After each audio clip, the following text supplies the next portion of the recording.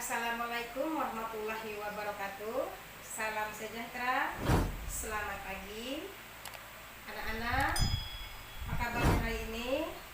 Mudah-mudahan kalian sehat selalu. Oke, kita lanjut materi kita pada bab 3 di kelas 7, yaitu perumusan dan pengesahan Undang-Undang Dasar Negara Republik Indonesia tahun 1945. Pada kompetensi dasar 3.3 menganalisis kesejarahan perumusan dan pengesahan Undang-Undang Dasar Negara Republik Indonesia tahun 1945. Kita akan bahas pada pertemuan ketiga, yaitu 1. Arti penting Undang-Undang Dasar Negara Republik Indonesia tahun 1945 bagi bangsa dan negara Indonesia. 2. Fungsi isi Undang-Undang Dasar Negara Republik Indonesia tahun 1945.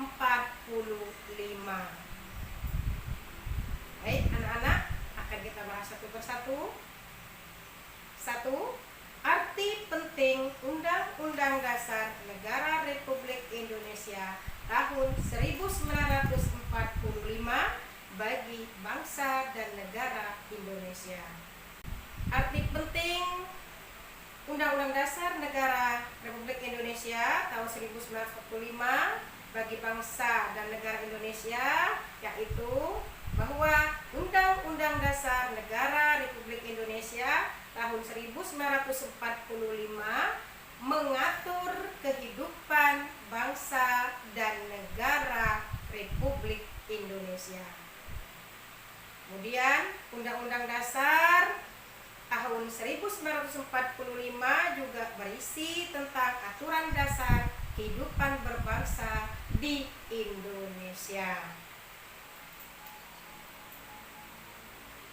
Semua peraturan perundang-undangan yang berlaku di Indonesia tidak boleh bertentangan dan harus berpedoman kepada Undang-Undang Dasar Negara Republik Indonesia tahun 1945.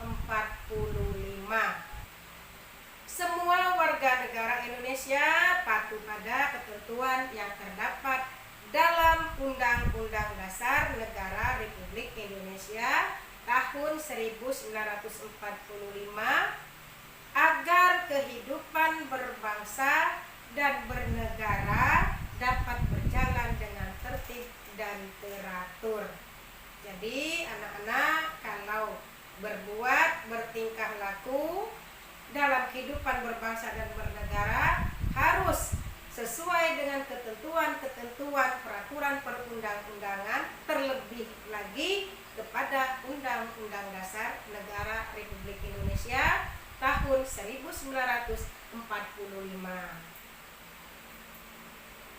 Nah, sekarang kita bahas yang kedua, yaitu fungsi isi Undang-Undang Dasar Negara Republik Indonesia tahun 1945.